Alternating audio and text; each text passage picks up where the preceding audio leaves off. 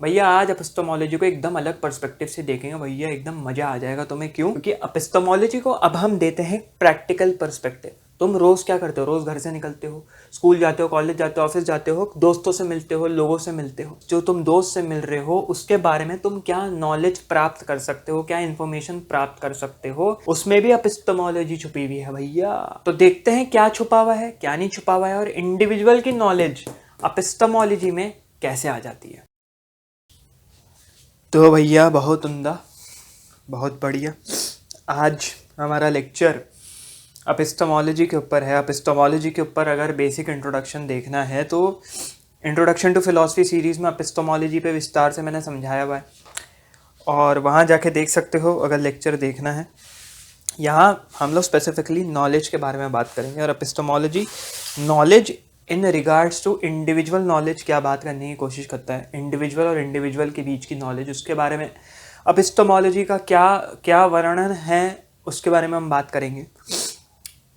तो वो लेक्चर देखना बहुत ज़रूरी है, वो देखें। और लोग मुझसे डीएम पे, कुछ लोगों ने, ज़्यादा नहीं यार, ऐसा नहीं कि 100-150 लोग करते हैं डीएम, लेकिन कुछ लोगों ने कहा कि भैया लेक्चर या सर लेक्चर ज़्यादा लाइए और फ्रीक्वेंसी बढ़ाइए। तो देखो, मैं तुमको ये बताना चाहता हूँ कि मेरे घर में दिक्कत चलती रहती है, क्योंकि चलती रहती है दिक्कत, ज़्यादा मैं उसको डिस्क्लोज़ नहीं करना चाहूँगा। तो मेरे को दूसरी चीज़ों पे भी ध्यान देना पड़ता है फाइनेंशियल स्टेबिलिटी के लिए, या कह लो मैं खुद भी एक स्टूडेंट हूँ अभी, और फाइनल ईयर में आर्किटेक्चर के।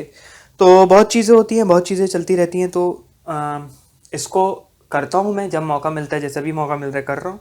तो प्लीज़ अगर मुझे इसमें दिखेगा कि बहुत ज़्यादा सक्सेस की तरफ जा रहा है ये चैनल, बहुत लोग जुड़ रहे हैं, तुम लोग शेयर कर रहे हो उस लिमिट पे, उसके इस कंटेंट के साथ इंगेज कर रहे हो, तो मैं इसको सोच सकता हूँ कि हाँ भाई, इसको एज अ फुल टाइम काम, फिलॉसफी एज अ फील्ड, या लेक्चरर आके यहाँ पे पढ़ाना, उसको as an education, as a livelihood मैं उसको उठाने की कोशिश करूँगा, लेकिन फ़िलहाल तो नहीं। तो आ जाते हैं लेक्चर पे। एपिस्टेमोलॉजी क्या है भाई, बेस पे बता दूं। थ्योरी ऑफ नॉलेज, क्या नॉलेज कैसे आई, क्यों आई, किस लिए आई, किस लिए ज़रूरत है, वो होता है तुम्हारा epistemology. Theory of knowledge, that is epistemology, मतलब नॉलेज ऑफ नॉलेज, नॉलेज के बारे में नॉलेज, ठीक है। और नॉलेज क्या होता है, नॉलेज के बारे में हम पढ़ते हैं। नॉलेज क्या होता है सबसे पहले, और नॉलेज जानने से पहले तुम्हें ये समझना होगा कि नॉलेज आती क्यों है भैया, किस लिए आती है, ज़रूरत ही क्यों है नॉलेज की, जिससे कि हम, नॉलेज हो गई पास्ट में। नॉलेज एक ऐसी चीज़ है जो पास्ट में आई, अब हमको उसको सीखना है, उससे समझना है, उससे एक्सट्रैपुलेट करना है, चीज़ें उठानी है और उसको फ्यूचर में अप्लाई करना है, जिससे कि हम नॉलेज को उठा के अप्लाई कर पाएँ। तो जिन लोगों को लगता है यार ये एपिस्टेमोलॉजी हम क्यों पढ़ते हैं फिलॉसफी में, ये तो बेकार चीज़ है, बेकार बोरिंग सब्जेक्ट है, नहीं मेरे भाई मेरी बहन। नॉलेज जो है, थ्योरी ऑफ नॉलेज, नॉलेज को जब तक समझोगे नहीं, पास्ट में क्या हुआ एक्सपीरियंस नहीं लोगे, उससे तर्क वितर्क, उससे जो है पॉजिटिव्स और नेगेटिव्स नहीं खींचोगे, तब तक तुम उसको फ्यूचर में अप्लाई नहीं कर सकते, तब तक मैनकाइंड का आगे प्रोग्रेशन नहीं होगा। साइंटिफिक टेक्नोलॉजी सब कुछ, नोकिया 3310 आया, 3310 के बाद हमने उससे नॉलेज ही, क्यों ज़रूरत है, किस लिए ज़रूरत है, कैसे बेहतर बना सकते हैं, फिर हमने निकाला भैया एप्पल आईफोन, सैमसंग के स्मार्टफोन। तो आज हम लोग इतनी आसानी, तुम ये लेक्चर देख रहे हो, तुम अपने दोस्तों से बात कर रहे हो, ठीक है। तो ये इंपॉर्टेंस होती है, इसलिए एपिस्टेमोलॉजी जैसा सब्जेक्ट ज़रूरी है उस चीज़ को समझने में। अब पहली स्लाइड, व्हाट इज नॉलेज। पहला point, it is a kind of cognitive success. Cognition मतलब क्या होता है, किसी भी तरीके का इंटेलेक्चुअल एक्टिविटी को ट्रैक करना, इंटेलेक्चुअल एक्टिविटी के बारे में समझना, या इंटेलेक्चुअल एक्टिविटी इन जनरल उसको बोलते हैं भैया कॉग्निशन। हो गया कॉग्निशन। कॉग्निशन से आ गया तुम्हारा कॉग्निटिव सक्सेस। नॉलेज कोई चीज़ तभी कहलाती है, हम क्या कहेंगे, ये बंदे के पास बहुत नॉलेज है, जब तुम्हें उससे कॉग्निटिव सक्सेस मिली, मतलब तुम्हारे एक्सपीरियंस में, तुम्हारी रियलिटी में उस नॉलेज का कोई फ़ायदा हुआ तभी, या उस इन्फॉर्मेशन का, ले लो नॉलेज नहीं, इन्फॉर्मेशन का फ़ायदा हुआ, तो वो आती है कॉग्निटिव सक्सेस के दायरे में, रेल्म में। पहला पॉइंट। दूसरा पॉइंट, अवेयरनेस और familiarity gained by experience of a fact और सिचुएशन। कोई चीज़ तुम्हारे साथ हुई, तुम्हारी ज़िंदगी में हुई, गाड़ी ने तुम्हें ठोक दिया चलते चलते, तुम्हें तब समझ में आएगा कि गाड़ी से नुकसान हो सकता है, तो जब तक रेड लाइट, लाल बत्ती ना हो, रोड ना क्रॉस करें, ध्यान रखें। तो ये एक अवेयरनेस क्रिएट हुई तुम्हारे अंदर, इन्फॉर्मेशन से अवेयरनेस, उसको तुम बोलोगे नॉलेज।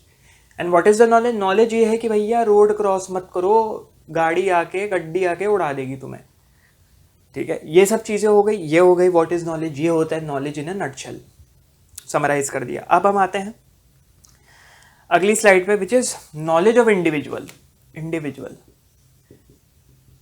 एपिस्टेमोलॉजी, क्यों? क्योंकि देखो बेस लेवल पे इंटरेक्शन हमारा डे टू डे इंडिविजुअल से होता ही होता है, जब तक तुम्हें किसी कमरे में ना बंद कर दिया जाए, जो कि एक बहुत ज़्यादा आइडियल सिचुएशन है। अब नॉलेज ऑफ इंडिविजुअल मतलब क्या हो गया? उस पर्टिकुलर व्यक्ति के, भैया उस व्यक्ति के बारे में तुम्हारे पास कोई तरीके का तजुर्बा है, एक्सपीरियंस है, परसेप्शन है, पर्सपेक्टिव है कि वो ऐसा है या वो ऐसा है।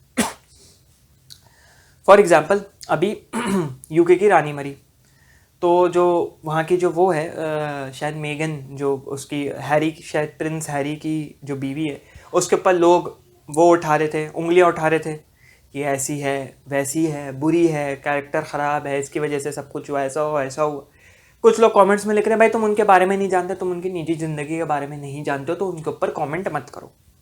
तो एक ऑब्वियस सी बात है, तुम दूसरों के पर्सपेक्टिव, दूसरों के नॉलेज के पर्सपेक्टिव, विच इज़ मीडिया, ये प्रिंसेस मेगन है भैया, जो भी तुम कह लो, ठीक है, ये क्राउन ले लो, गोबर ड्राइंग, लेकिन ठीक है, यहाँ तुम जो उसका पर्सपेक्टिव बन रहा है वो मीडिया की वजह से बन रहा है।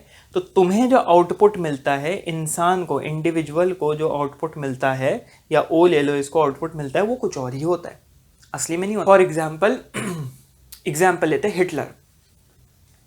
हिटलर को तुम एज अ पर्सन नहीं जानते वो कैसा था, अच्छा था, बुरा, वैसे बुरा था, मैं ये नहीं कह रहा वो बुरा नहीं था, पर्सनली तुम नहीं जानते वो किस माइंडसेट से बिलोंग करता था, क्या था। सबको एक बड़े स्केल पे पता है कि भाई नाजी था, ठीक है, नाजिज्म वाला माइंडसेट था, पूरी तरीके से सुपीरियॉरिटी, जो जिसको रेस एथेनिसिटी या सुपीरियॉरिटी कहते हैं, वो था कि भाई जूस को ख़त्म कर दो।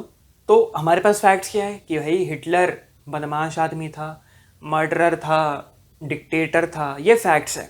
अब ये फैक्ट्स ये नहीं बताते वो as an individual epistemology, as an individual कैसा था। और ना फैक्ट्स तुम्हें ये बता सकते एज एन इंडिविजुअल कैसा था, ना ये बता सकते अगर तो उसके आसपास के लोग हैं जो बोलते हैं भाई बहुत अच्छा आदमी है, दिल का बहुत अच्छा है, हमारे लिए उसने बहुत कुछ किया, उसके आसपास के जो जनरल लोग होते थे वो ये बोलेंगे। इसका मतलब ये नहीं हो गया कि बदमाश नहीं था भैया, हिटलर मर्डरर था, मौतें उसने बहुत लोगों को दिए, मौत की घाट उतारा, बहुत अव्वल नंबर का जो शब्द निकलने वाला था, हाँ निकाला नहीं हमने, लेकिन अव्वल नंबर का था वो बदमाश आदमी। तो ना तो फैक्ट्स किसी इंडिविजुअल को बना सकते हैं, ना कोई इंडिविजुअल की क्वालिटीज़ उसके फैक्ट्स को चेंज कर सकती है। इतना तुम समझ गए होगे। जैसे कि तुम्हारे सामने एक बंदा रहता है, वो है अव्वल नंबर खूनी, मर्डरर, चोरी करता है, डकैती करता है, तुम्हें वो बहुत अच्छे से तुम्हारे रोज़ आके तुम्हें कोई चिकन की रेसिपी बना के दे रहा है भैया, गोश्त दे रहा है बना के, तुम्हें जो है मत्सा पनीर बना के दे रहा है, तुमको दिखा रहा है मैं बहुत अच्छा हूँ, अपनी पार्टी में इनवाइट कर रहा है। ये वो फैक्ट चेंज नहीं कर देगा कि वो एक मर्डरर है, वो एक बदमाश आदमी है, लोगों की जिंदगी लेता है, इमोरल अनएथिकल आदमी है अकॉर्डिंग टू द सोसाइटी। ये वो चीज़ को गलत या निगेट नहीं कर देगा, वो है। जैसे कि एक और एग्जाम्पल ले लो, किसी भी इंडिविजुअल की नॉलेज, किसी भी इंडिविजुअल के बारे में नॉलेज लेने के लिए तुम्हें उससे एक्वेंटेंस, उससे दोस्ती होनी पड़ेगी। हम लिख देते हैं दोस्ती, उससे दोस्ती होनी पड़ेगी तुम्हारी, इससे दोस्ती। तो अब प्रिंस मेगन हटा दो, ठीक है, ये एक मर्डरर है, बाल झबरे कर ले इसके, ये एक मर्डरर है, उससे दोस्ती करनी पड़ेगी तुम्हें, या उसके बारे में एक परसेप्शन होना पड़ेगा कि ऐसा है। अब तुम रोज़ हज़ारों लोगों को रोड पे चलते हुए सुनते हो, मेट्रो में स्टेशन में जा रहे हो, हज़ारों लोग चल रहे हैं, बसों में जा रहे हो, सौों लोग हैं, ऐसा तो तुम रियलिटी में एग्जिस्ट कर रहे हैं, तुम उनकी आवाज़ें सुन रहे हो। इसका मतलब ये थोड़ी तुम उनको जानते हो, तुम्हारा उनके प्रति कोई परसेप्शन है। इसका मतलब ये थोड़ी कि तुम उनके दोस्त हो गए, तुम्हारी उनकी दोस्ती हो गई। तो क्या किसी बंदे के साथ एक कनेक्शन ज़रूरी है उसके इंडिविजुअल को समझने के लिए, उसके इंडिविजुअल के बारे में नॉलेज लेने के लिए? इन अ नटशेल मैं कहना क्या चाह रहा हूँ, किसी भी बंदे की नॉलेज, किसी भी बंदे की, किसी भी इंडिविजुअल के बारे में जानने के लिए कि वो कैसा, अच्छा है, बुरा है, बदमाश है, सुअर प्रजाति से बिलोंग करता है, किस तरीके का वो इंसान है, उसको जानने के लिए क्या क्या ज़रूरी है। सबसे बड़ी ज़रूरी चीज़ है वो तुम्हारा दोस्त या तुम्हारे सर्कल में होना चाहिए, तुम्हारी जान पहचान होनी चाहिए। तो क्या ये ज़रूरी है कि मेरी उससे जान पहचान होनी ही चाहिए कि मैं उसको समझ पाऊँगा? मेरे बगल में एक बंदा रहता है जिसको मैं बहुत अच्छे से जानता हूँ, लेकिन उसका same to same identical twin है जो एक दो समझ लो एक दो देश छोड़ के रहता है। अब वो एक दिन छुट्टियों पे आया हुआ है, तो क्या मेरा परसेप्शन उस आइडेंटिकल ट्विन के लिए भी वैसा ही होगा? नहीं भाई, उसकी पर्सनालिटी अलग है, जिसकी जो मेरा बगल वाला है, पड़ोसी है, लेकिन उसका जो भाई आया, आइडेंटिकल ट्विन आया, वो अलग है। और अगर वो साथ आ गए तो मैं समझ ही नहीं पा रहा हूँ किसका क्या परसेप्शन है। भाई अगर दोनों ट्विन्स आके सामने खड़े हो गए, अब भाई अच्छा ये तो अच्छा है, अब ये अच्छा है, ये अच्छा, कौन अच्छा है, इसमें कंफ्यूजन क्रिएट हो रहा है। तो तुम्हें एक दोस्ती वाला परसेप्शन होना ज़रूरी है एक इंडिविजुअल की नॉलेज के लिए। तो ये था लेक्चर ऑन एपिस्टेमोलॉजिकल नॉलेज, एक ग्रास रूट लेवल पे कि तुम कैसे किसी इंसान को समझ सकते हो, उसकी नॉलेज कैसे ले सकते हो इंडिविजुअल की। तो ये बहुत प्रैक्टिकल मैंने एपिस्टेमोलॉजी में टॉपिक उठाया। क्यों? क्योंकि हम रोज़ लोगों से मिलते हैं और लोगों से मिलना भी अपने में एक फ़िलॉसफी है। कैसे फ़िलॉसफी है ये तुम देख ही चुके हो। ठीक है, इस लेक्चर को रखते हैं भैया इतना ही। लेक्चर सजेशंस दें, इंगेज करें इस कंटेंट के साथ। मैंने आपको रीजंस बता ही दिए। मिलते हैं किसी अगले लेक्चर में। चलो भैया कट लो।